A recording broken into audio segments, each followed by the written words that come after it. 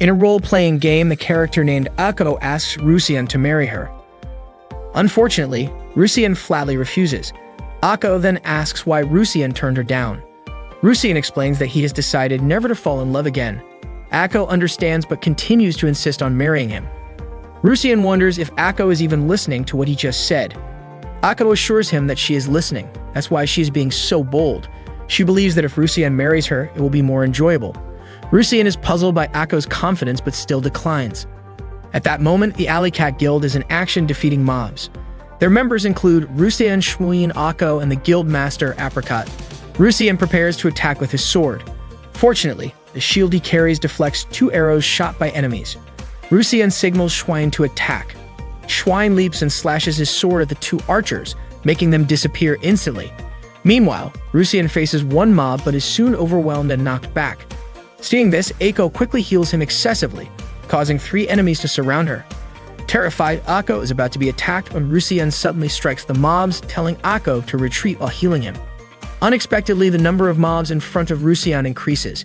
He calls out to Apricot for help. Apricot channels power through her staff, unleashing a massive fireball toward the mobs attacking Rusian. The fireball incinerates all the mobs instantly. Ako praises Apricot for turning all the mobs into ashes. Schwein wonders how many enhancement items Apricot used on her staff to annihilate all the mobs. Apricot replies that she only used magic-boosting items, and if you buy 10, you get 1 free. Unfortunately, because Apricot arrived late, Rusian became a casualty. Ako quickly revives Rusian with her healing power. As Rusian regains consciousness, Ako hugs him and apologizes. Rusian says it's okay, especially since their mission is complete. Ako thanks him and expresses her love for him. That night, the players log off the game. The next morning at school, Hideki, who plays the character Rusian, announces to his friends that he has a wife.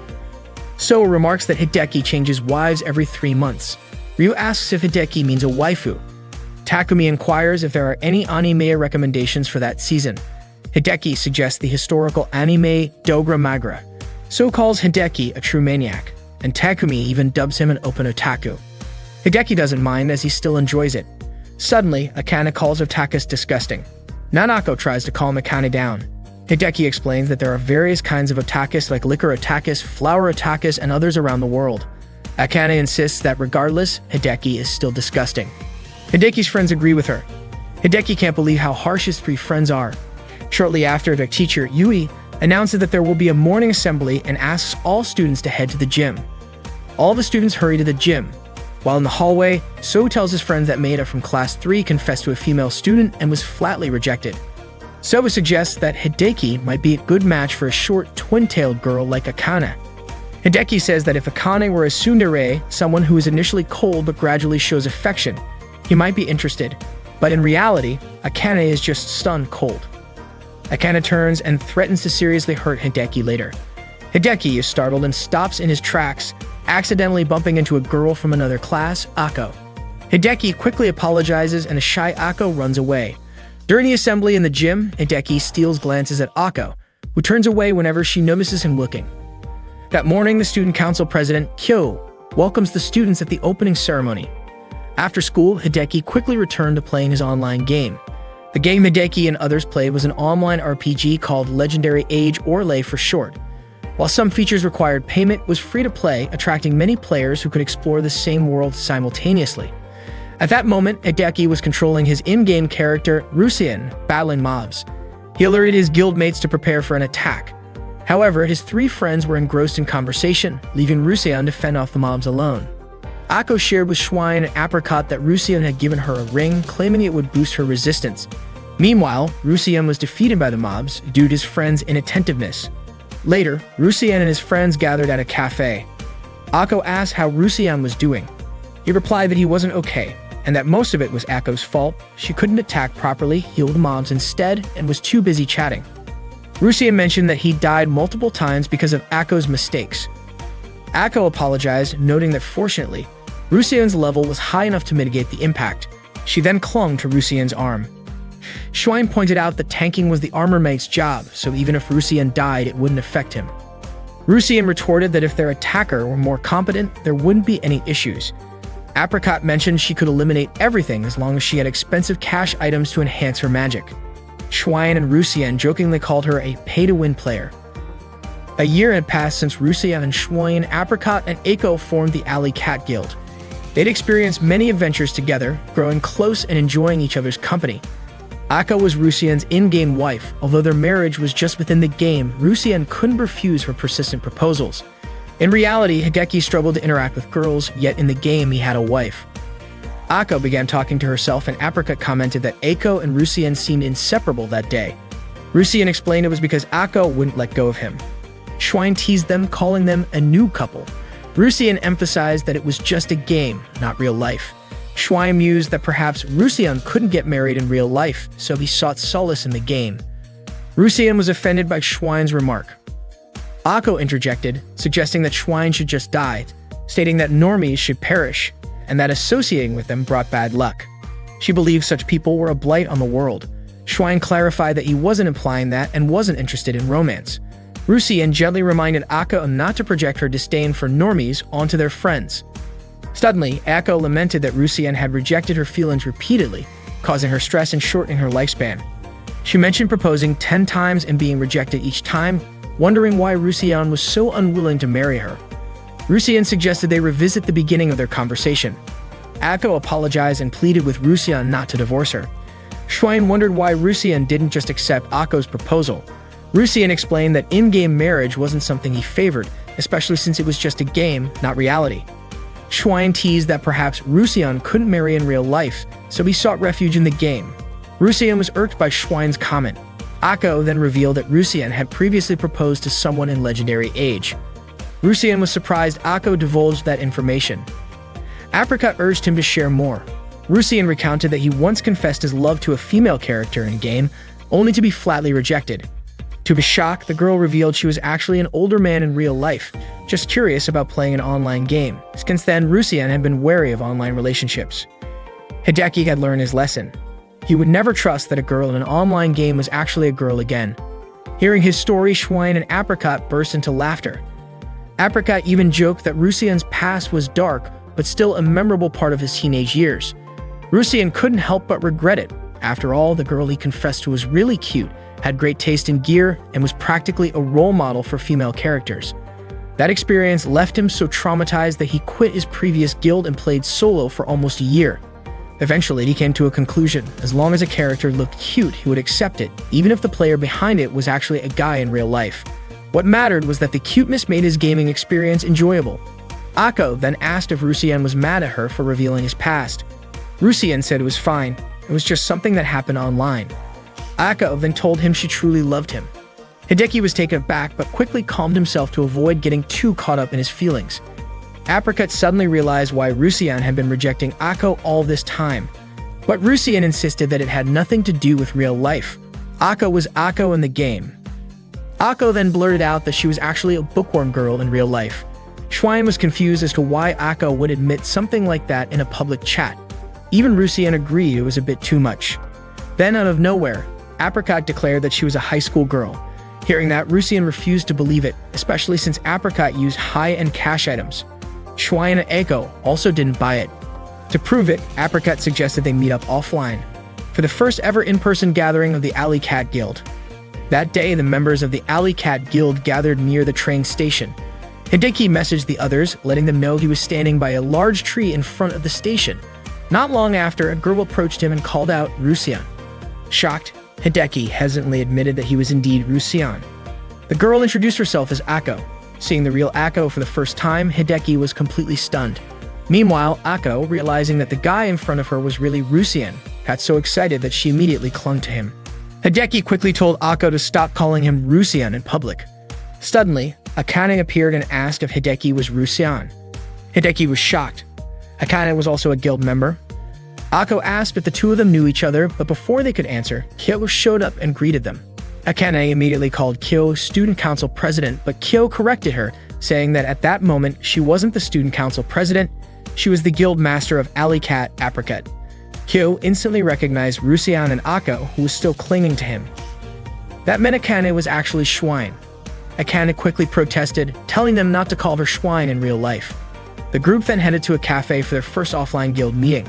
Ako was overjoyed to meet Rusian in real life, so much so that she kept touching his face. Kyo took charge of the introductions. She revealed that she was a second-year student at Megasaki High School and the student council president there. Even though they had all been close online, this was their first time meeting in person. Through good times and bad, they had always enjoyed playing together. Next, Akane introduced herself as a first year at Megasaki High. Kyo understood why Akane was embarrassed to say her in-game name out loud. After all, Schwein was German for pig.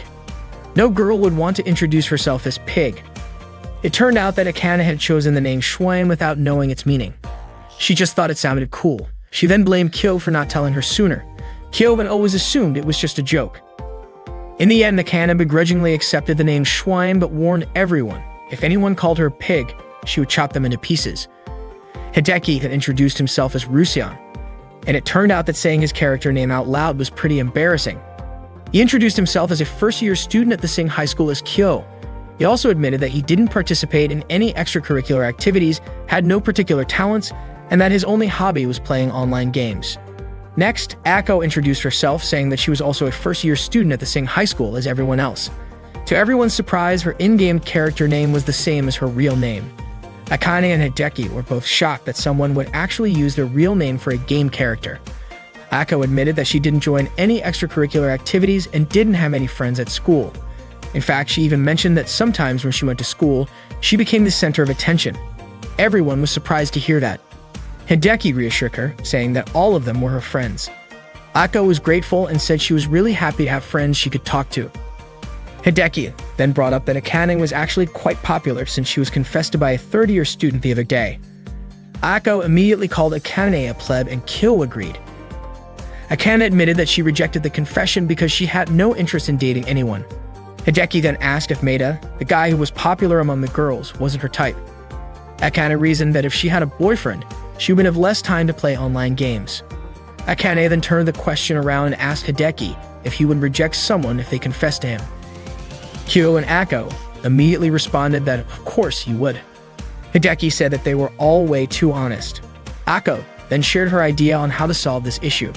She suggested that Akane could just get married in the game just like Ako and Rusian did, so she wouldn't lose any gaming time and could still be with the person she loved.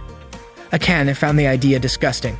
Meanwhile, Hideki still couldn't fully grasp the fact that the cute girl standing in front of him was actually his in-game wife.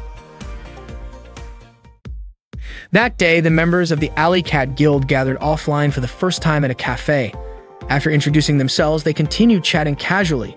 They all just found out that their guild master was actually the student council president at their school.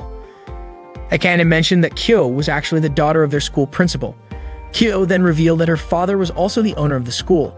Hideki commented that Kyo must be rich, but Kyo disagreed, saying that her family only owned the school and a few companies. Akane understood why Kyo spent so much money buying in-game items. Her family was wealthy. However, Kyo clarified that the money she used to buy items was her own. She did initially ask her parents for capital, but she had already paid them back in full. Suddenly, Ako blurted out that people with such bright futures should just die. Hideki quickly snapped her out of it and Ako apologized, saying she got carried away. Kyo explained that her household had very strict rules, and her parents even decided who was suitable to be her friend. However, she worked hard to convince them to let her play online games, and thanks to that, she was able to meet everyone in the guild. Kyo admitted that she had no friends in the real world. Hearing this, Ako immediately cheered her up, saying they should fight together to take down all the so-called normal people. They both felt like kindred spirits. Seeing their growing bond made Akane feel a pang in her chest. Even Hideki had never wished for such a close friendship handshake. They then continued their conversation about online games. Akane believed that the most important factor in online battles was having a strong weapon, and that spending money to upgrade armor was inefficient. However, Hideki argued that armor was actually more crucial since choosing armor was much more complicated than picking a weapon. Akane stood by her opinion, saying it was better to level up their strength and grind at slightly higher level locations, but Hideki thought that would be too painful. The two kept debating until Kyo stepped in and suggested a better method than either of theirs.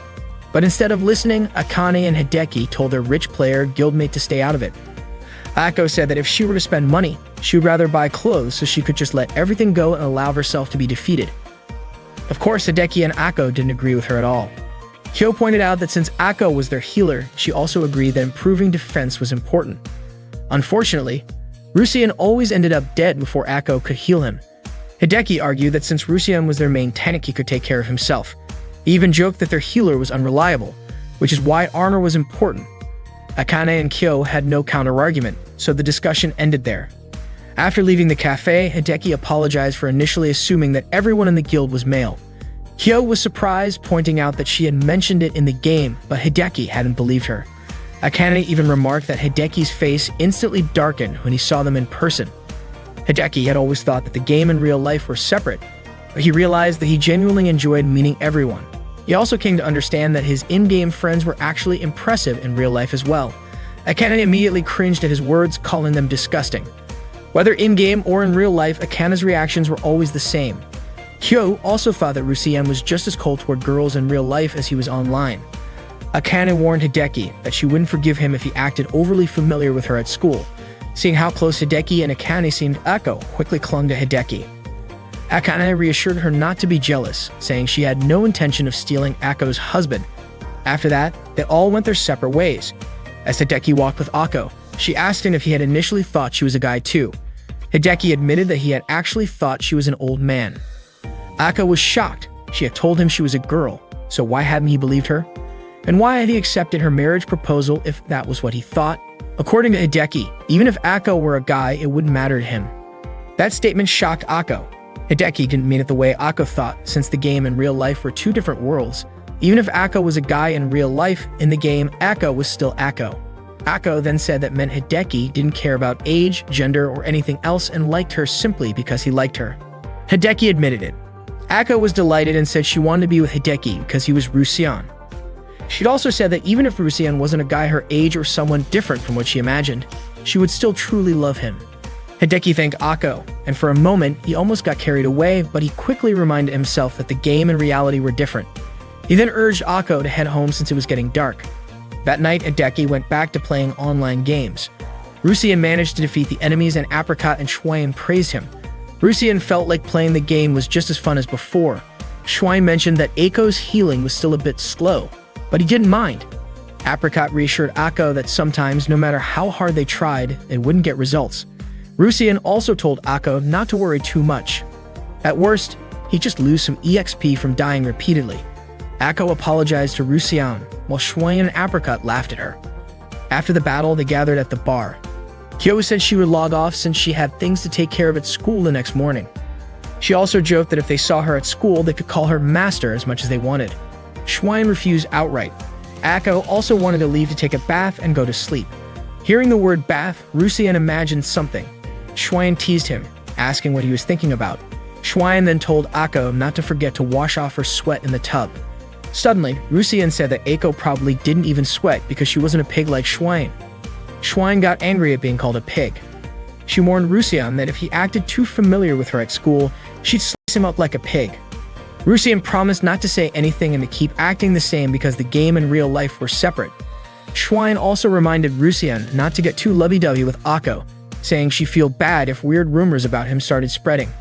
The next morning in class, Akane greeted Hideki. Hideki greeted her back, but then Akane suddenly questioned why he was talking to her. Hideki pointed out that Akane was the one acting weird. Nanako commented that Hideki and Akane seemed close. Akane scoffed, saying there was no way she could be close to a disgusting guy like him. Hideki finally gave up and said everything was his fault, and Akane walked away. So asked Hideki if he had just been rejected, but to him, it didn't matter since Hideki already had his irreplaceable 2D waifu. Hideki proudly said his wife was adorable. Just then, Ako appeared outside his classroom and called out to him as Rusian. So was confused, wondering who Rusian was. Ako quickly approached Hideki and greeted him using that name. Hideki turned away and told So that he didn't know her. Seeing no response, Ako moved closer and asked if Hideki wasn't feeling well. Hideki yelled at her to stop calling him that and demanded to know what she wanted. Ako instead mentioned that last night they had stayed together until late, shocking the entire class. Hideki quickly tried to explain that it wasn't what they were thinking. So asked what exactly Hideki and Ako's relationship was. Hideki pleaded with Ako not to answer that question, but Ako declared that Rusian, Hideki, was her beloved husband. Akane approached them, saying she had no idea about this Rusian thing, but told them to take their otaku talk outside. Hideki led Ako out, but Ako happily thanked Akane, calling her Schwein. She then excitedly pointed out that Shuain and Rusian were in the same class. Akane said she had no idea what Eiko was talking about and dragged her outside. Akane assumed Akane was mad because she hadn't used her full name, so she called her Shuin again. Akane screamed in frustration and Hideki tried to calm her down but accidentally also called her Shuin. Then Akane approached them and asked if the three of them knew each other. Akane immediately denied it, then quickly pulled Akane out of the classroom and told her to stop calling her Shuin. Once they were outside, Akane asked if she had done something wrong. Hideki explained that it was because she called Akane Shuin, and that she didn't seem to realize that it wasn't appropriate. Hideki clarified that Rusian and Shuin were their in-game names and told Akane to be more aware of the time and place. Akane responded by saying that her only friends were Rusian and Shuin.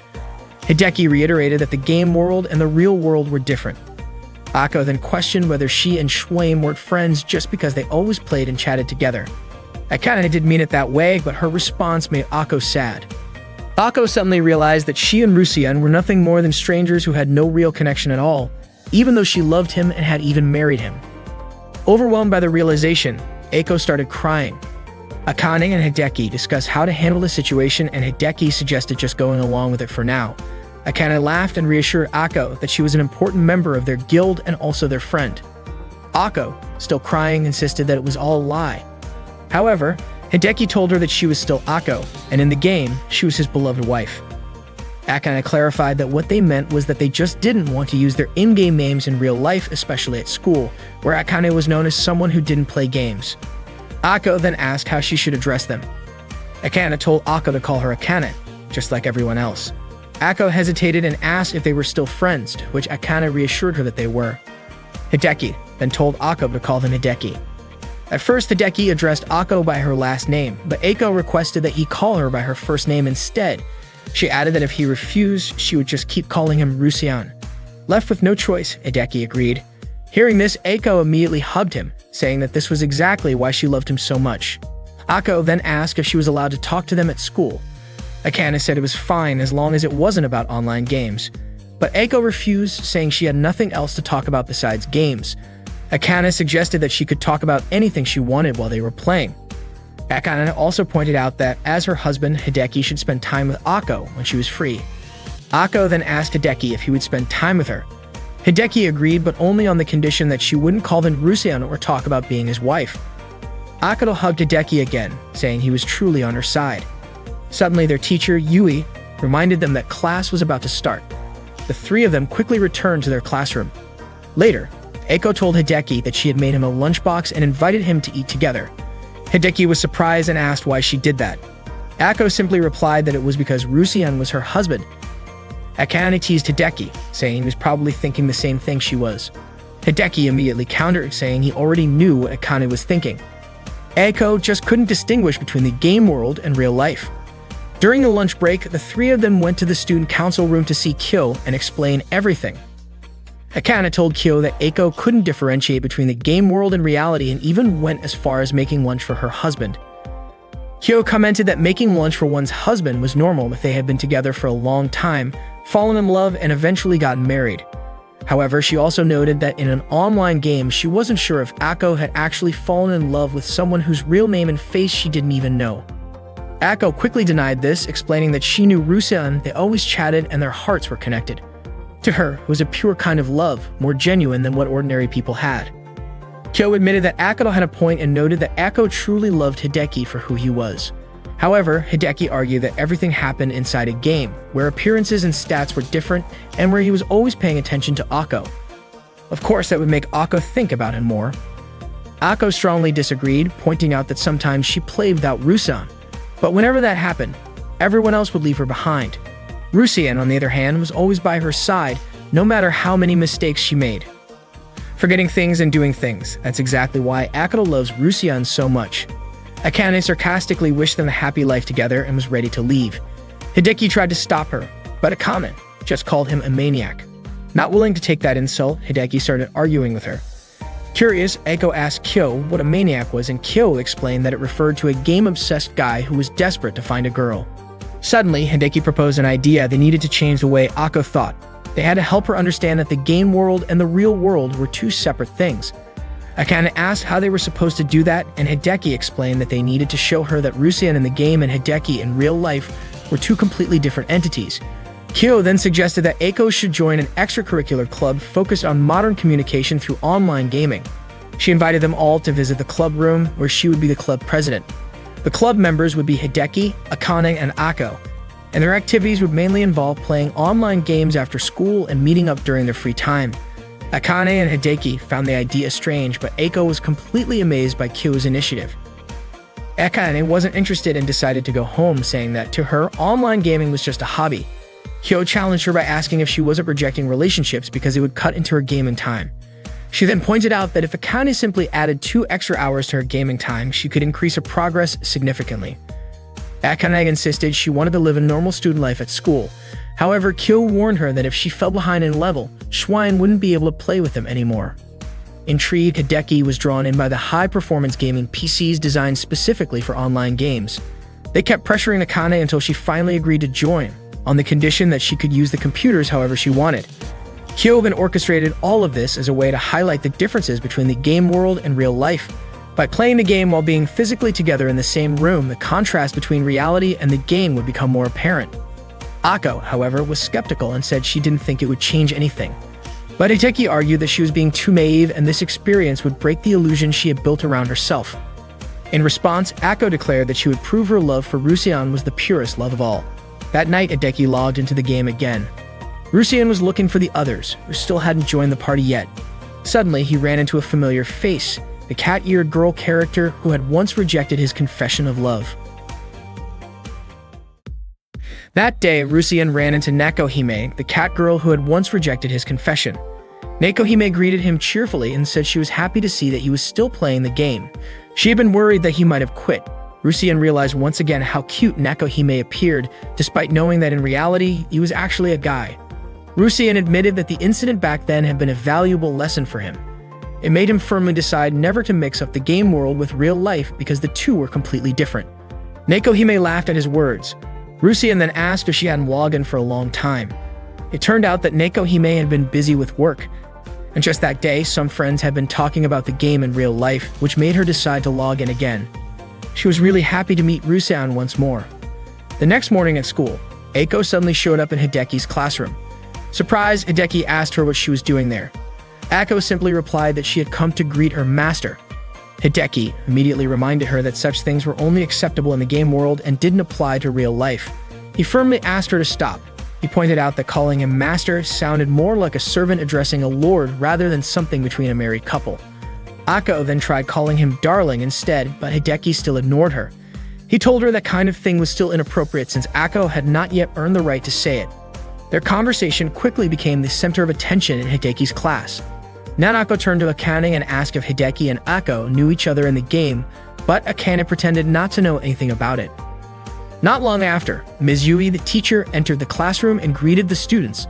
Ako then excused herself and left. Ms. Yui asked Hideki to step outside for a talk. She asked if he often met up with Ako. Hideki quickly explained that it wasn't like that. Ms. Yui then told him to be kind to Ako, as it seemed like she didn't have many friends and had been skipping school quite often lately. Just then, Kyo appeared and greeted them. She asked Ms. Yui about her response to the request to become the advisor for the online gaming club. Ms. Yui explained that she was already representing the literature club, but Kyo insisted that she should do it under her name instead. After school, Hideki and his friends gathered in the online gaming club room. Ako was typing out her messages while saying them out loud, which made Hideki ask her to stop doing that. Akane was excited and suggested they all go on an adventure in the Bloom volcano. Kyo encouraged everyone to get ready. Hideki then asked Ako to check her equipment. When he looked at it, he was confused as to why Ako was wearing a waterproof cloak when they were heading to a volcano. Ako explained that the cloak was a gift from Rusan, so she was going to wear it proudly. Hideki told her to switch to a fireproof cloak instead, but Ako refused, saying that it wasn't cute. Akane came over and scolded Ako for caring too much about appearances. She even commented on Ako's sparkly pink staff. Ako had chosen it because she thought it looked adorable when attacking enemies. It even made star effects appear. After checking her equipment, Ako finally realized that her gear was way too weak. Akane pointed out that she was treating this like a game rather than taking it seriously.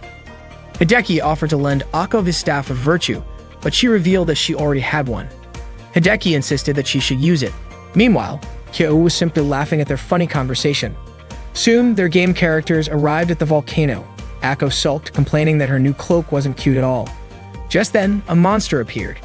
Apricot stepped forward and proudly showed off her new Meibo's staff, which could unleash powerful flames. Akane quickly grabbed Kyo's hand, stopping her from using a premium skill. Apparently, almost all of Apricot's items were premium. Hideki also told Kyo not to use cash items in front of them. Kyo was annoyed by their restrictions, reminding them that she was both the student council president and their guild master. Schwein eagerly showed off her sword, clearly full of energy that day. More monsters suddenly swarmed toward them. Apricot reluctantly agreed not to use her premium skills but decided to strengthen her staff using her cash items. She unleashed her perfect blizzard ability, but the snowfall effect from her staff barely had any impact on the monsters. Suddenly, one of the monsters jumped behind Apricot and attacked her. Rusien and Schwein immediately rushed in to fight it off. Apricot regretted holding back. If she had just used her premium skills, she could have defeated all the monsters easily. Rusien then called out to Akko, telling her to revive Apricot. However, Akko hesitated. She was struggling because the game settings were different from what she was used to. Finally, Hideki approached Akko's seat and showed her where the revive and heal skills were. Akko commented on how skilled Hideki was at playing the game. Akane felt that the day had been even more exhausting than regular level grinding. Kyo pointed out that the second run was much better and that their efficiency had improved, but Akane argued that it was only because Hideki was essentially controlling Akko. Akko praised Hideki for a job well done and said that she felt more useful to everyone that day. As Hideki and Akko walked home together, Akko mentioned that from now on, she wouldn't skip school anymore. She was happy because Hideki, or rather Rusien, was always there to support her. No matter what happened, as long as they were together, it wouldn't be a problem. Hideki quickly clarified that he had never agreed to that. Akko then wondered aloud if Hideki would prefer them to be a jobless married couple. Hideki sighed and said that if he had to choose, he would go with that option. Akko teased him, telling him to say it over and over again. Hideki just smiled and admitted that he was starting to get used to being called Rusien. Hideki then suggested stopping by the supermarket to grab some cold drinks. As they drank together, Akko remarked that it still felt like they were inside legendary age. Hideki called it a fantasy world. Akko then asked if they seemed like a married couple. Hideki disagreed, saying that they weren't old enough to get married yet. Maybe they just looked like a couple dating. His words made Akko a little surprised. Hideki reminded her that it was getting late and that her parents might be worried about her. However, Akko casually revealed that her parents were hardly ever home. If they were, there was no way she could play games every night. Hideki recalled what Ms. Yui had said earlier about Akko not having many friends. He decided to escort her home right away. The next day in the club room, the guild members were back to playing their online game. After completing a mission, Hideki asked for a short break. Kyo pointed out that thanks to Akko's improved healing skills, their party wasn't dying as often. Akane commented that Akko's previous gear had been absolutely terrible. Akane went to the restroom for a bit, and when she returned, they resumed playing. Suddenly, Schwein was shocked to see her character dressed in a bear costume. Akko found it adorable. Rusien called out for Schwein to hurry up and fight the monsters. Schwein's weapon was shaped like a green onion, but its power was unmatched. Apricot had maxed out its strength, much to Schwein's confusion. Schwein wondered why Apricot loved wasting money on such weird things. That day's mission was successfully completed. Akko praised Hideki for his efforts, but Hideki told her that she had done a good job as well. Akko was delighted to receive his praise. Akane, however, was skeptical, wondering if this whole club had any real meaning. She reminded them that the original purpose of the club was to help Akko separate the game world from reality, but instead, it seemed to be doing the opposite. Akko insisted that it didn't matter as long as they were having fun. Kyo, on the other hand, saw the situation as a bit dangerous. She pointed out that the club was on the verge of being disbanded because they still didn't have a faculty advisor. Without an advisor, the club wasn't officially recognized and it might get shut down soon. Kyo wanted to achieve their goal before that happened. Later that night, Hideki logged into the game again. Rusien sought out Nekohime for advice and shared his concerns about Akko's inability to distinguish between the game world and reality. Nekohime understood the situation, saying she had heard similar stories before. She warned that Akko was in a dangerous state. One wrong step and she could fall into complete delusion. Nekohime reassured Rusien, telling him that she knew he was a good person. She encouraged him to believe in himself. The next day in the club room, Hideki asked Akko to sit in front of him. He firmly explained that he was not Rusien, he was Hideki. He also reminded her that their club would soon be shut down, and he wanted to tell her one last time that the game world and the real world were two separate things. While they were married in the game, at school they were just friends. He asked Akko to treat him like any other friend. He also warned her that if she ever met someone in the game who she didn't know in real life, she should never let her guard down. Akko asked Hideki if someone had said something to him earlier. She was convinced that Hideki or Rusean must have met someone who told him something, and she even suspected that person was a girl. Hideki denied it, but Akko remained confident that her guess was right. Akko said that a wife could tell when her husband was lying just by looking into his eyes. Hideki reassured her that he wasn't lying, but Akko insisted on knowing the person's name because she wanted to thank them for helping her husband. Out of everything Akko had said, that statement was the scariest to Hideki. Akko declared that if Hideki were defeated, her rage would burn like fire. Hideki thought Akko was acting strange. Rusean then went to meet Nekohime again and told her what had happened with Akko. Nekohime laughed and said that Rusean was easy to read. As Nekohime was about to leave, Akko suddenly appeared behind Rusean and said that she had seen the woman. Akko asked if Rusean liked the cat-eared woman and if that was his type. Rusean told her not to imitate her because she was just an acquaintance, and he also revealed that she was the one he had once proposed to. Akko was shocked and called it an insult, saying that the woman had broken Rusean's innocent heart. She even wanted to teach her a lesson, but Rusean stopped her. He refused to let Akko bother Nekohime. Akko understood and quickly left because she had something important to take care of that day. The next morning, Ms. Yui informed Hideki that Akko had skipped school again. That day, Hideki discussed Akko's absence with Kyo and Akane. Kyo mentioned that Akko had still been playing the game the night before. Hideki was surprised to see that Akko was online and had joined them in-game. Rusean asked why she wasn't at school, and Akko replied that she had an important matter to attend to. Rusean pressed her for details, and Akko revealed that she had planned an offline meeting with someone she knew in the LA game. Apricot asked if that person knew them as well, but Akko said it seemed unlikely. The person she was meeting was a guy. Everyone was shocked that Akko was meeting an unfamiliar man. Rusean immediately tried to stop her, saying it was dangerous, and Schwein reminded her that she was already married. Akko acknowledged that Rusean was her husband, but only in the game. She argued that the game world and real life were separate. Akko then asked Rusean what the difference was between the game world and reality. Schwein thought Akko wasn't acting like herself. Akko bid farewell, and Rusean reluctantly let her go. Akane was confused as to why Hideki allowed Akko to meet a stranger. Hideki reasoned that it was good for Akko to understand the difference between the game and reality, believing that everything would turn out fine. That afternoon, Hideki grew frustrated as he recalled Akko's question about the difference between the game world and reality. Before long, Akane and Kyo approached him, having discovered that the offline meeting was scheduled for 6:00 p.m. at the same place where they had held their own offline gathering. They urged Hideki to stop the meeting, but Hideki felt he had no right to interfere. Akane reminded him that Akko was his wife, but Hideki argued that it was only in the game and in real life they were just friends. Akane was furious, calling him weak and pathetic. She couldn't believe that Hideki was such a worthless man. She then asked if Hideki liked Akko and told him that if he did, he had to go and stop her. Akane pressed further, asking if Hideki would really let Akko be in danger. Kyo chimed in, saying that while Hideki and Rusean were different, Rusean still existed within Hideki, and so did his feelings for Akko.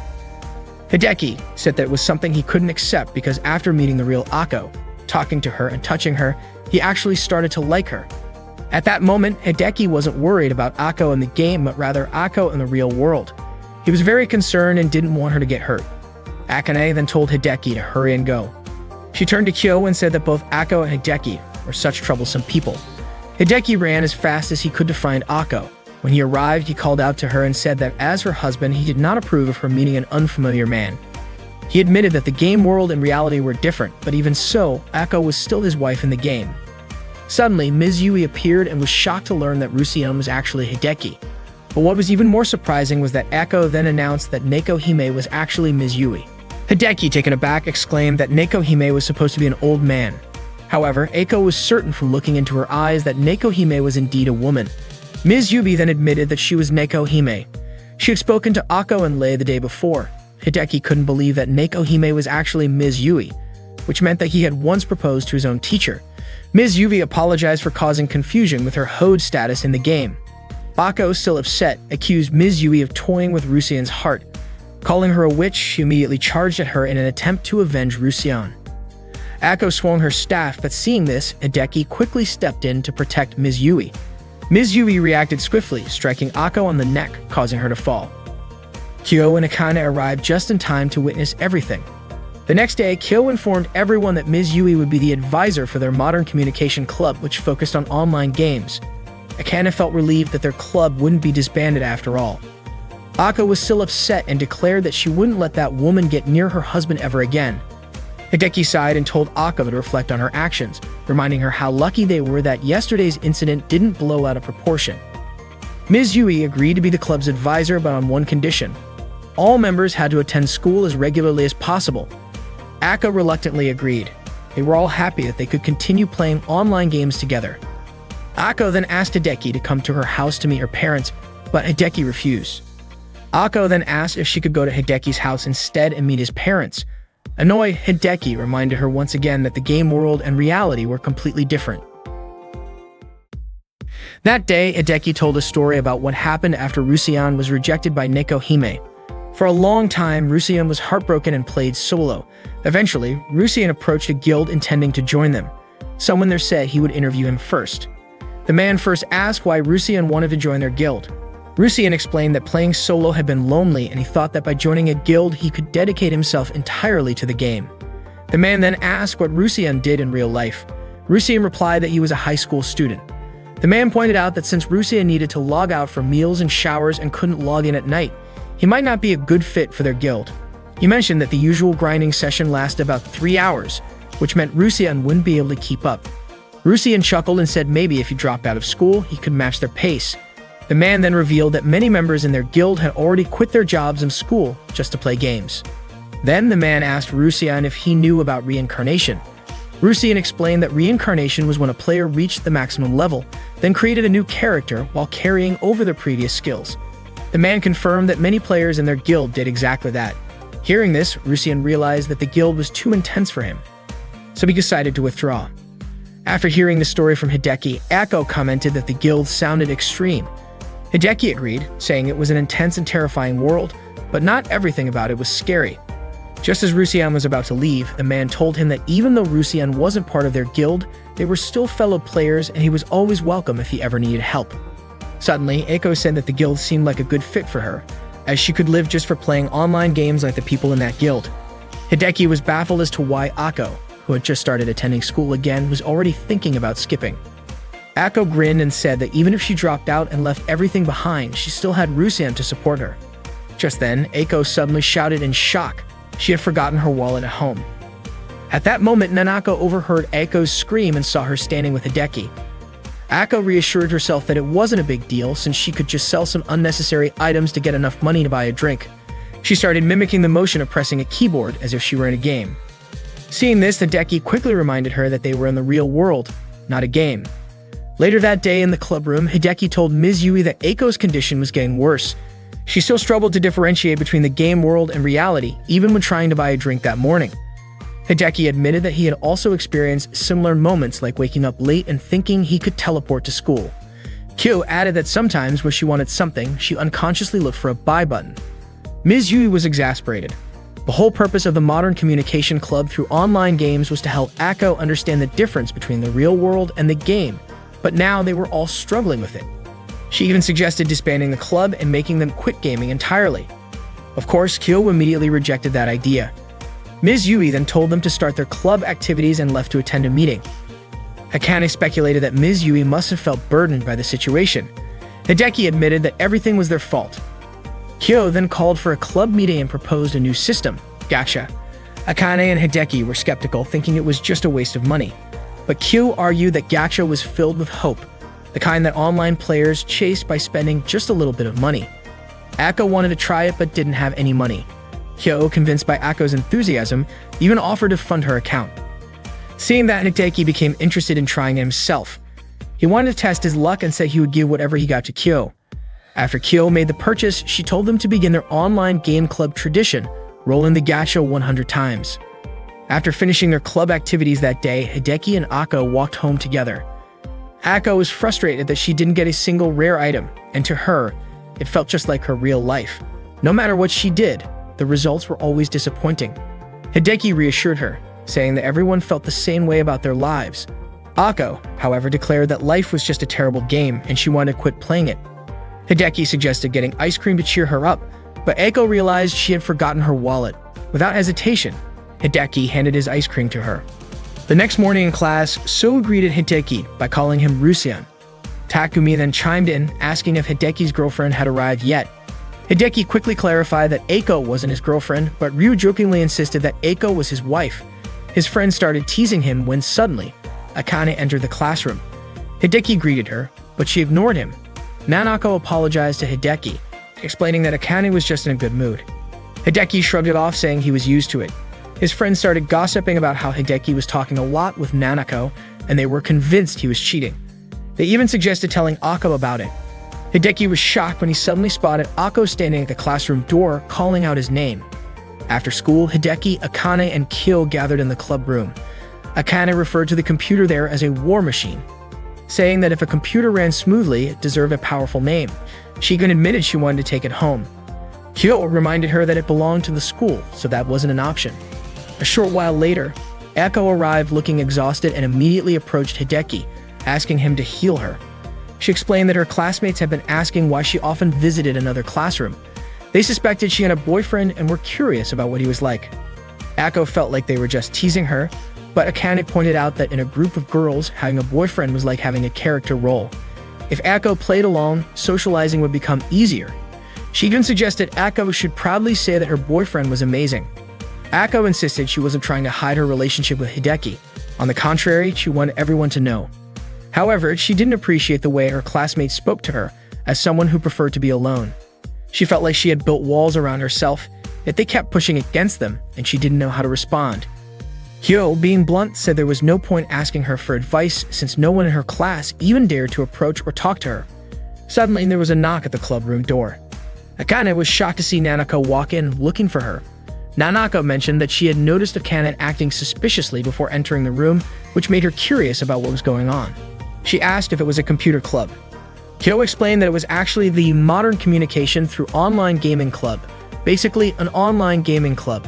Akane was annoyed that Kyo had revealed that information.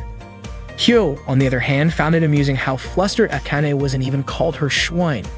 Nanako was confused by the nickname. Akane demanded that Kyo stop calling her that in front of other people. Nanako noticed that the computer monitors displayed legendary age, and she asked if everyone in the room played online games. Hideki confirmed it without thinking. Akane accidentally called Hideki by his in-game name, Rusian. Nanako was surprised and asked if that was a special nickname club members used for each other. Panicking, Akane quickly clarified that she wasn't actually part of the club, she was just an observer, making sure that normal people like Nanako didn't get caught up in weird places like that. She then hurriedly tried to push Nanako out of the room. Feeling defeated, Akane muttered that her high school life was over. Meanwhile, Ako and Rusian had already started playing their game. They were waiting for Schwein and Apricot to log in.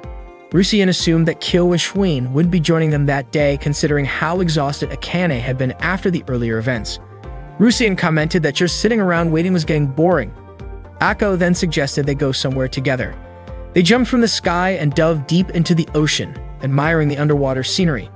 But before they knew it, they got sucked into the mouth of a giant whale. Before long, they resurfaced.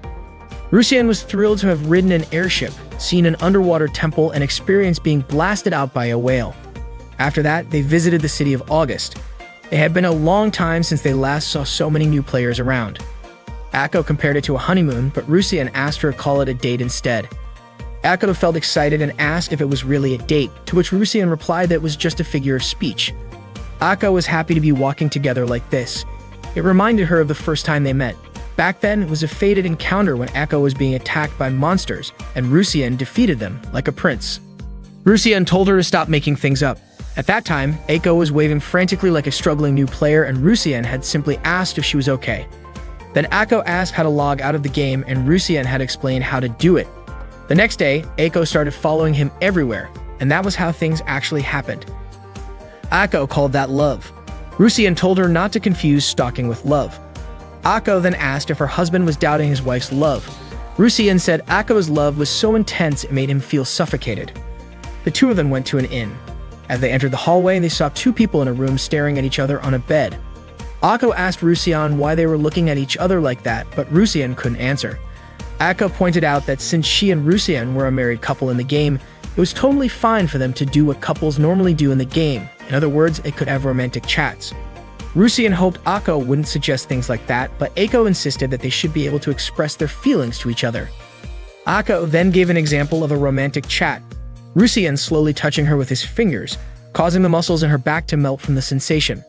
Rusian immediately told her to stop because if she said things like that, he would start imagining it and it would get stuck in his head. They quickly left the inn. Akko apologized to Rusian, but Rusian said they should never have talked about that in the first place. As they walked, they ran into Nekohime. Nekohime asked what the two of them were doing there, and Akko answered that they were on a date. Moments later, a group of people approached Rusian. A man named Claude drew his sword toward Rusian's face and asked what he had done to make Nekohime uncomfortable. Rusian insisted he hadn't done anything. He then asked Nekohime who these people were. Nekohime explained that they were former members of a guild she used to run. Since it had been a long time since they disbanded, she had contacted them, and they had decided to return. They were the Nekohime Guardians, and they threatened Rusian, saying that if he dared to touch Nekohime, there would be consequences. Rusian assured them he had no intention of bothering her and suggested to Akko that they leave. Nekohime called out to Rusian, saying that her guild members were just joking. As they walked away, Rusian remarked that Nekohime seemed like a princess. Akko said she didn't mean to be a princess, just being Rusian's wife was enough to make her happy. Suddenly, Rusian heard a girl being attacked by monsters. Without hesitation, he drew his sword and took down the monsters. The girl thanked Rusian. Meanwhile, Hideki assumed that the girl wasn't used to chatting or using her starting equipment. He figured she must be a new player. He then saw her name, Stet. The girl greeted Rusian. Akko immediately asked if Rusian knew her. Rusian asked Stet if they had met before, and she nodded. Seeing this, Akko suspected Rusian was cheating. Rusian insisted he wasn't and that he would never doubt his wife's love. Stet then asked what she should do next. Since she was a new player, Rusian couldn't just leave her alone. He asked if she knew the basic controls, but it turned out she wasn't very familiar with them. Rusian explained that Stet was a close-range fighter just like him. The basics included normal attacks, guarding, countering, and using smash attacks. He also told her that she could attack from a distance using firearms.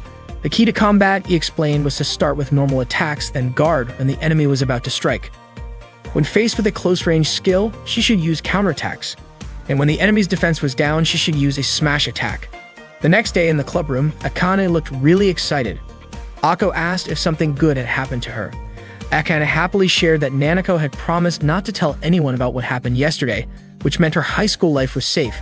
Hideki warned her to be more careful so that no one else would find out. Akane confidently said that she had checked her surroundings 3 times before entering the club room. Just then, Kyo walked in, startling Akane. The 4 of them started playing their online game. Schwein was pumped up and urged them to catch up on everything they had missed yesterday. Suddenly, Seth appeared, walked right up to Rusian, and grabbed his hand. That, of course, made Akko jealous. That day, Seth approached Rusian and immediately grabbed his hand. Apricot then asked if she was a friend of Rusian. Rusian explained that Seth seemed like a new player, so he had to accompany her for a while. Schwein offered to teach her, but Seth said she preferred Rusian because he was kind. The next day in the club room, Akko suggested playing a different game. Akane pointed out that their club was an online gaming club, not an LA club. Hideki then asked what kind of game Akko wanted to play. Akko said she wanted to play something thrilling. Kyo suggested Ultra Force, an FPS game. Akko admitted she had never played a game like that before. Kyo told Akko, just think of all the enemies as ordinary people. And Akko took that advice to heart. The 4 of them started playing with their team called Team Deathmatch. As soon as they began, Kyo and Akane were immediately defeated by enemies. It turned out that their positions had already been detected. The enemies quickly surrounded Hideki, but suddenly, Akko started shooting at the 3 enemies from the rooftop. Hideki was shocked that Akko was able to take down the enemies from such a long distance. Akko cheered, saying that this game seemed like the perfect fit for her. That night, Hideki ended up staying up late playing Ultra Force. The next day, he was feeling sleepy at school. He was surprised that Akko had taken such an interest in an FPS game. Then he noticed Akko watching him from outside the classroom door. Curious, Hideki went to her and asked what she was doing there. Akko said she thought an enemy might show up at any moment. Hideki suspected that she was getting too immersed in the game. Ako looked out the window and saw two students walking by, immediately considering them as approaching enemies. She said that if this were Ultra Force, she would have shot them on sight. Hideki quickly stopped her from thinking like that. Nanako then greeted Hideki, asking if there was a club meeting yesterday because she had been waiting for them at the usual game spot. That was when Hideki realized that Nanako was actually the player behind Set in Legendary Age. Hideki was surprised and asked why she did it. Nanako explained that she noticed Hideki and the others seemed to be having fun, especially Akane, who was completely absorbed in the game. Hearing that, Akane felt like her high school life was over. Nanako commented that in the game, Akane seemed reliable and totally different from how she was in class. Hideki thanked her. Then Nanako asked if Hideki and Ako were only a couple in the game. She suddenly hugged Hideki and said that Ako wasn't this close to him in real life, was she? Hideki quickly pulled away and told Ako to calm down. But Ako called Hideki an idiot and ran off. Later, Hideki and the others told Ms. Yui about what happened. Nanako didn't expect Ako to get that angry. Ms. Yui explained that Ako wasn't mad, she was in shock. Akane guessed that Ako might have felt like Nanako was stealing Hideki from her.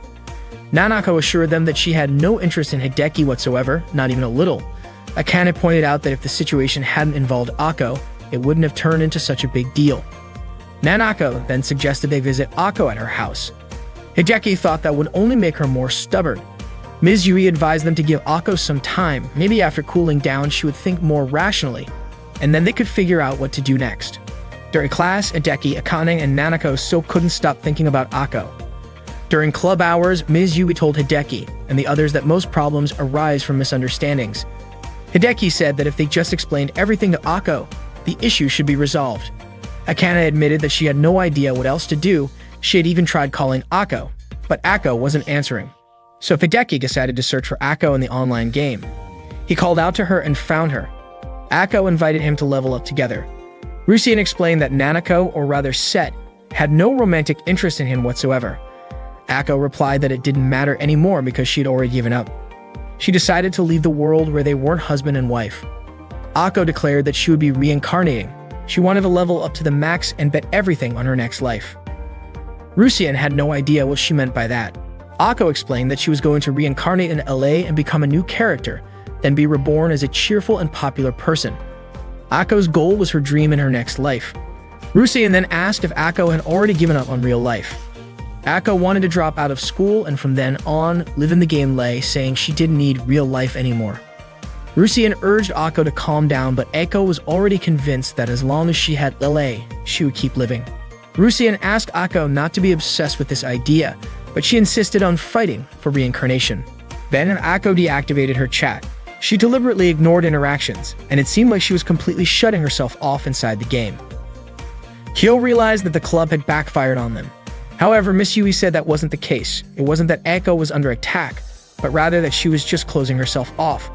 According to Miss Yui, Ako's behavior actually showed that she was progressing. Akane believed that Ako didn't think Nanako had taken Hideki away from her. Hideki thought that Ako was sulking, but this had turned into a much bigger problem than he had expected.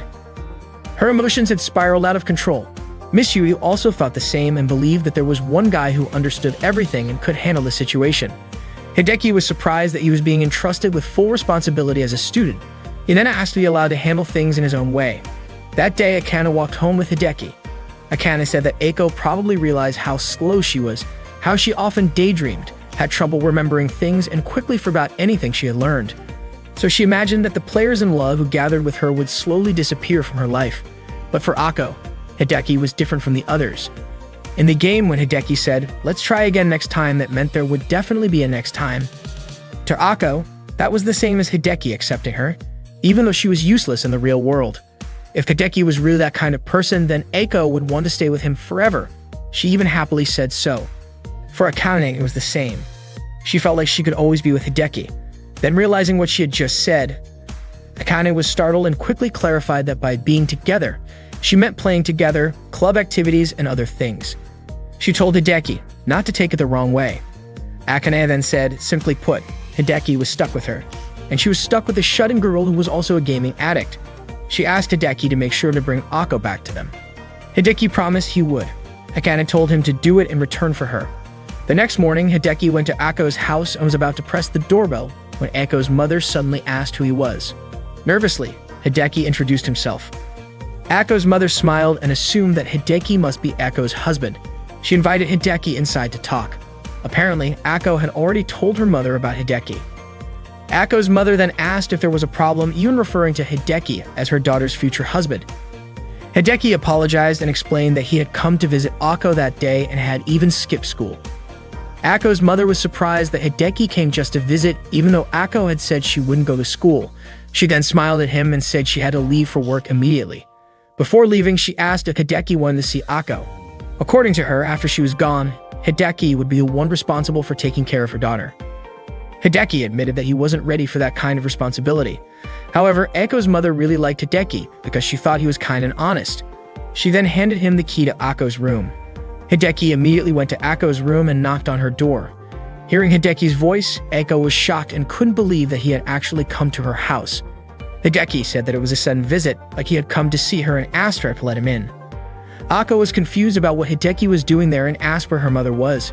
Hideki explained that he had received permission from Ako's mother and that she had even given him the key to her room. Ako was frustrated with her mother.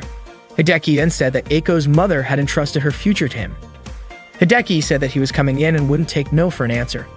Without hesitation, he immediately opened Ako's bedroom door. He was shocked to see Ako wearing nothing but her underwear. Hideki quickly shut the door again. Ako, equally startled, explained that she felt too hot in her room and Hideki had scared her. She then told him to wait a moment while she got ready and invited him in. However, when Hideki opened the door again, he saw Ako completely undressed. Once again, he slammed the door shut and demanded to know why she had taken off all her clothes after saying she was ready. Ako replied that she had mentally prepared herself. Frustrated, Hideki told her to hurry up and put on some clothes. Once she was dressed, Ako welcomed Hideki inside. Hideki was surprised to see a refrigerator in her room. Ako explained that she always stocked up for a whole week so she wouldn't have to leave her room. Curious, Hideki asked how she managed to use the bathroom if she didn't leave for an entire week. Ako casually answered that she used bottles to relieve herself. Hideki, who was in the middle of drinking, suddenly had a horrifying thought: was the liquid in his glass not tea? Ako quickly reassured him that she was just joking. Ako then asked why Hideki had come to her house. Was he trying to convince her to go back to school? But to her surprise, Hideki said he actually wanted to have fun with her. Hideki explained that a healer needs to manage the cooldown time of their healing abilities properly, use skills at the right moment for consecutive attacks, maintain buffs, and cancel enemy techniques. Additionally, large-scale healing should be used if things go wrong. That was the ideal way to play. Unfortunately, Ako didn't understand any of it. She was completely lost. Hideki reminded her that she wanted to reach max level and reincarnate in the game. If that was truly her goal, she needed to do these things. Determined, Hideki decided to start teaching her. Ako, however, felt like his training was too harsh. Hideki reassured her that there was no need to worry because he would always be there until she got the hang of it. Hideki began training Ako by guiding her through preparing healing spells, managing tempo by monitoring cooldowns, and combining skills effectively. While they were playing, Schwein and Apricot suddenly logged into the game. Hideki logged in as well using the laptop Kyo had lent him. Rusian and Ako met up with the others at their usual gathering spot. Schwein immediately questioned them about skipping school. Rusian casually replied that he and Ako had just been playing together. Ako, feeling nervous, hid behind Rusian. Schwein and Apricot were visibly annoyed after hearing that. Makohime remarked that if Schwein and Apricot knew they had skipped school just to have fun, they would definitely visit Ako's house. Out of nowhere, Rusian suddenly announced to Nekohime that he was quitting school. Schwein and Apricot were completely shocked. Rusian declared that if Ako was dropping out, then he would too. He also explained that balancing school life with his otaku lifestyle was tough, and he preferred to just relax and play games instead. Nekohime thought Rusian was just too stressed out, but then she remembered that he had said he would handle things in his own way. So in the end, she decided to support his choice. Hearing that, Ako immediately begged Hideki not to go through with it. But Hideki reasoned that if it was okay for Ako, then it should be okay for him too. Ako protested, saying that if Hideki dropped out, he would never see Kyo and Akane in real life again. Hideki then asked her if that was really what she wanted. Meanwhile, Akane mentioned to Kyo that Hideki and Ako weren't saying anything in the game, even though it didn't look like they had logged out of the chat. Ms. Yui speculated that they were probably busy. She believed that Hideki had taken Ako that far without asking for anyone's help, so all they could do now was wait and trust him to bring Ako back to school. At that moment, Hideki asked Ako if she truly had no desire to return to school.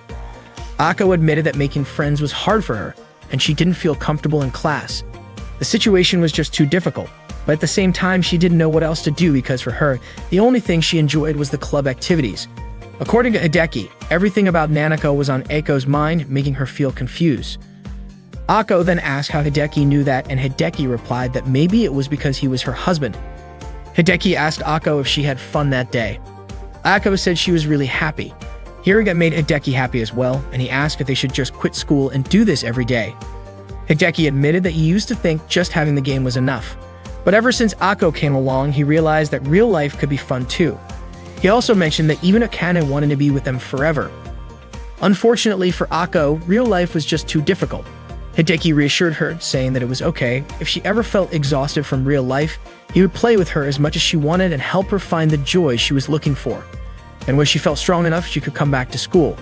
If they couldn't play together, he would always be waiting for her at school. Ako then asked if Hideki would stay at home with her if she kept trying but ended up feeling tired. Hideki agreed, saying that he would do that for his wife. Hearing that, Ako was willing to give it a try. The next day, Ako returned to class. Her classmates immediately asked why she had skipped school the day before, expressing concern about whether she had been sick. Nanako then told their classmates that Ako had a boyfriend in their class, and when he found out that Ako was at home, he went to visit her to check on her. Ako's classmates were shocked to hear that Ako had such a caring boyfriend. Ako simply smiled and said that her boyfriend was the best. Rusien told Ako about what happened after he was rejected by Neko Hime.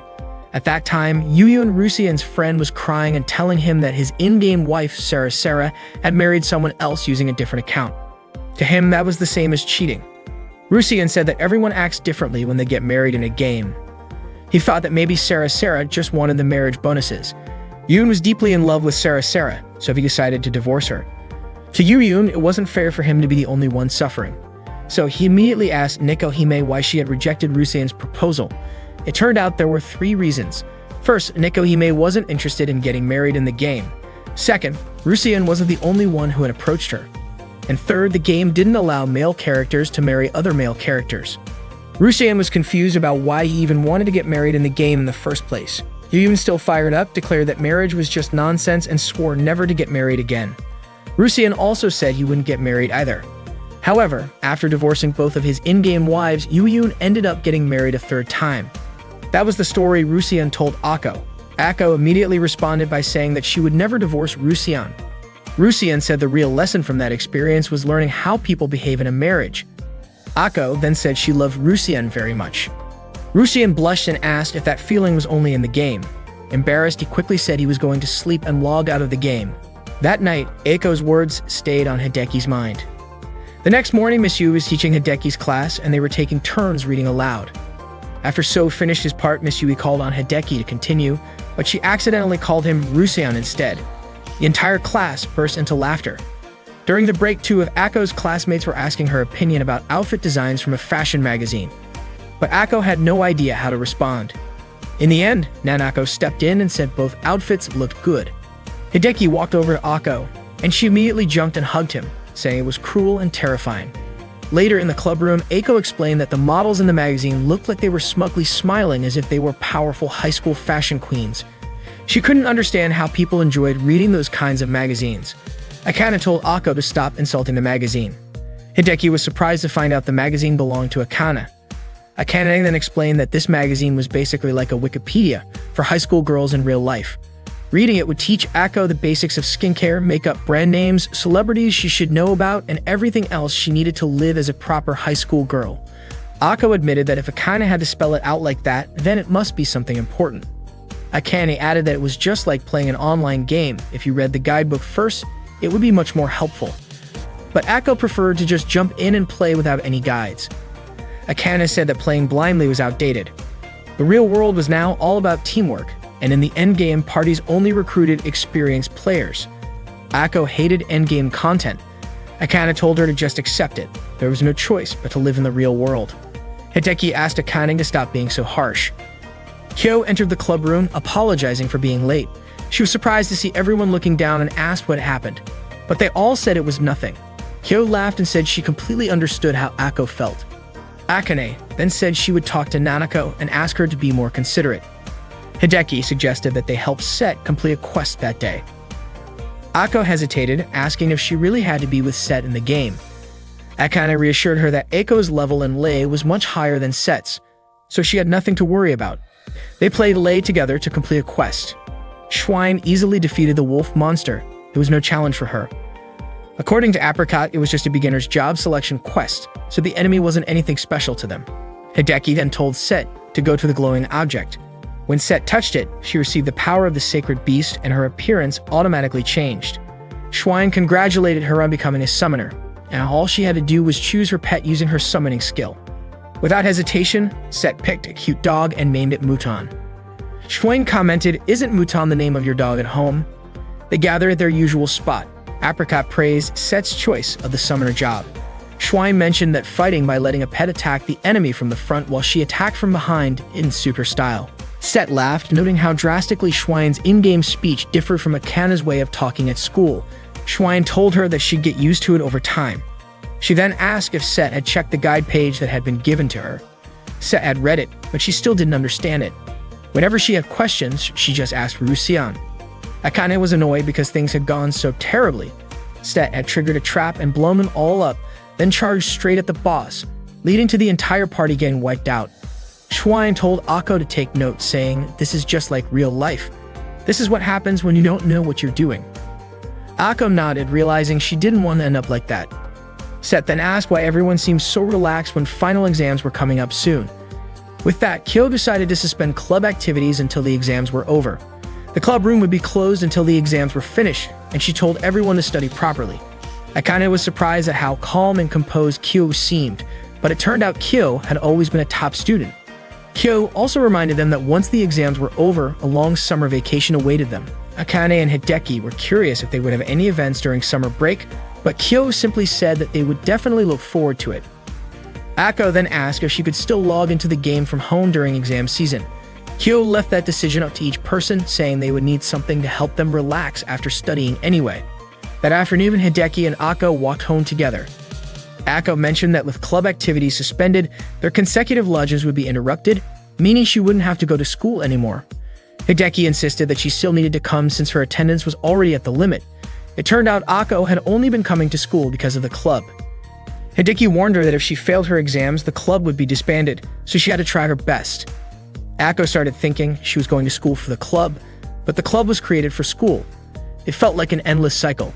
Hideki encouraged her to do her best, but Ako jokingly asked him to keep pushing her all the way home.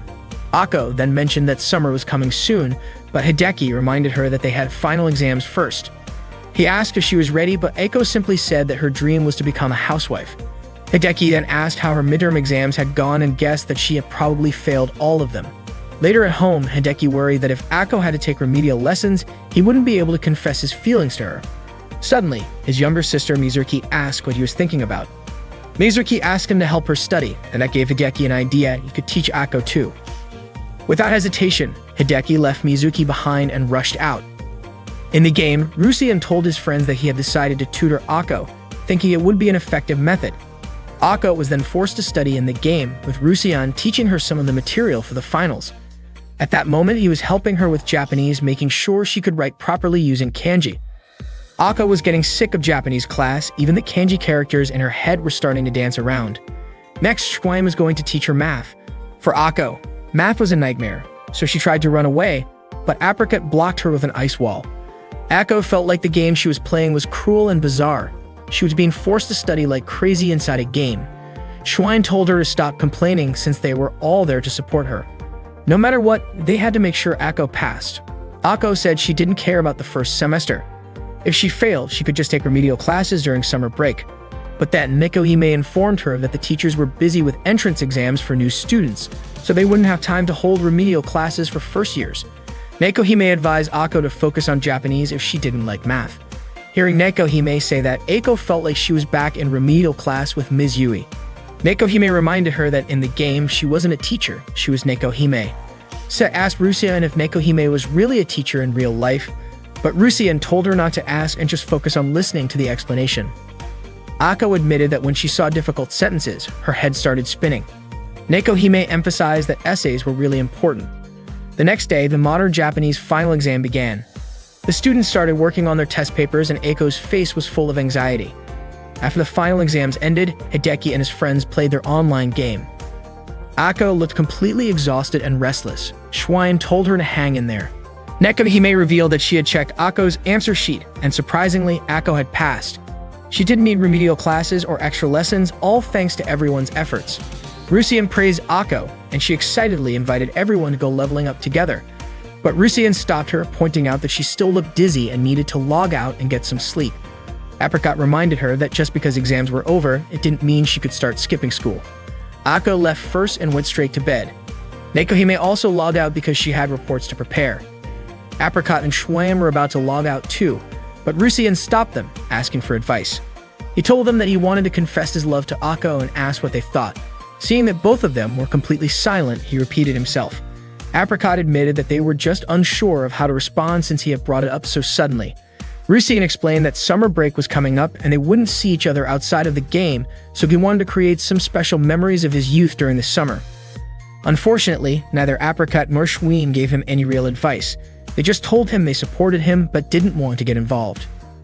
Frustrated, Rusien asked why they were being so heartless and what would happen to him if he got rejected. Schwein bluntly told him that if he was that worried about rejection, then maybe he shouldn't confess at all. Apricot, however, reassured him that judging by the situation, she didn't think Ako would reject him. Schwein then asked why he didn't just call her right now and confess over the phone, saying that Ako definitely wouldn't turn him down. But Rusien wanted to do it in person rather than over the phone. Plus, he had never confessed to a girl before. Curious, Rusien asked Apricot about her own romantic experiences, but she admitted she had never had a boyfriend. He then turned to Schwein, knowing that she had been confessed to before, but Schwein revealed that she had turned the guy down.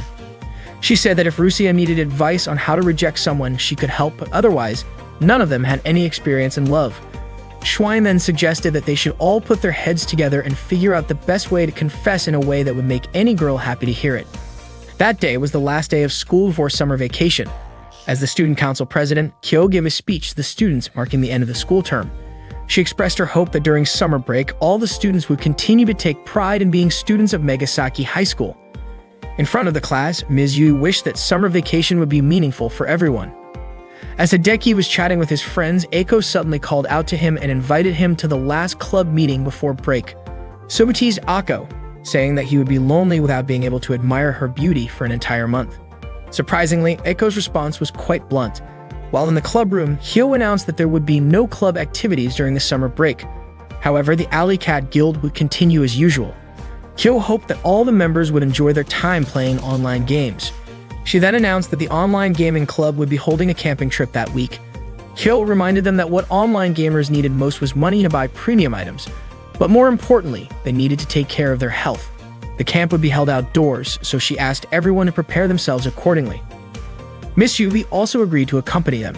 Ako then told Hideki that according to the schedule, they would be going to the beach, so they would need swimsuits. On the way home, Hideki recalled Akane and Kyo's advice about confessing to Ako. Ako suddenly asked Hideki which swimsuit he liked best, specifically the school swimsuit. Ako believed that if she wore a school swimsuit, all the guys would go wild. Hideki quickly dismissed her assumption, telling her not to think that way because he preferred something more normal. Hideki then invited Ako to stop by the park for a moment. As they sat on a bench, Hideki turned his back to Ako, feeling nervous. He was secretly reading a piece of paper that Akane and Kyo had given him. The note from Kyo simply said, "Go all in." Meanwhile, the note from Akane advised him to set the mood, confess, and succeed. Hideki was taken aback by their straightforward advice. He then asked Ako how he should create a good atmosphere. But Ako simply replied that they were always in a good atmosphere since they were a couple. Summoning all his courage, Hideki finally asked Ako if she would officially be his girlfriend. However, Ako flatly refused. That day was the camping trip for the online gaming club members. Hideki still looked sleepy because he had stayed up late playing games the night before. He was surprised at how fresh Ms. Yui looked even though it wasn't even 6 in the morning yet. Ms. Yui explained that back in college, she was part of a wrestling club, so she was used to early morning training sessions. Before long, Akane and Ako arrived. Ako looked just as sleepy. Hideki greeted Ako, and she greeted him back, but shortly after, she suddenly collapsed into his arms, choking him. When he looked up, Hideki noticed Akane giving him a sharp glare. He was about to ask about it, but Akane told him not to worry, saying she was just tired. Once all the members had arrived, Kyo announced that the Modern Communication Through Gaming Club's summer camp would officially begin. The purpose of the camp was to strengthen the members' gaming skills, but there was one major rule: no internet connection for the entire day. This event was called One Day Without the Internet Camp. Upon hearing this, Ako immediately perked up in shock. During the trip, both Ako and Akane dozed off, with Ako resting her head on Hideki's shoulder. Meanwhile, Hideki kept thinking about the rule prohibiting internet access. Earlier, Akane had questioned Kyo about it, wondering if it was meant to make Ako realize that her in-game marriage status was different from real life. Kyo clarified that it wasn't the case. According to her, Ako had immersed herself in online gaming because she was exhausted from a life that didn't align with her. Rusien agreed with Kyo's statement. Kyo believed that if they flipped the situation, Ako would naturally want to return to a life where everything made sense to her. Akane agreed with the idea. Kyo further explained that by doing this, Ako could spend her summer vacation with all of them, enjoying her youth as a regular student, which included experiencing a proper love confession in the perfect setting. Kyo was confident that everything would go smoothly. Hideki then asked what exactly counted as a proper love confession in a perfect setting, perhaps while watching the sunset or gazing at the stars. Kyo told him that since they were going camping, all those elements would be present and the rest was up to him. Hideki realized that he needed to confess his feelings like a normal high schooler and get a normal response from her. He was suddenly taken aback when he noticed Ako drooling in her sleep. The journey was long and exhausting. When they finally arrived at the location, they were amazed by how grand the lodge was. Ms. Yui even asked how much it cost to rent the place. Hideki quickly told her not to ask students about rental prices. Ako commented that the lodge looked more like a hotel. Akane then asked Kyo what they would do after putting down their luggage, whether they would clean up or prepare the futons. Kyo replied that the staff would take care of that, and they would be arriving shortly. Hideki sighed in relief, but Ms. Yui pointed out that this wasn't how a real camping trip should be. She questioned whether cleaning up and preparing futons weren't supposed to be part of the experience. Hideki turned his gaze toward the beach. He could hardly believe it was a private beach.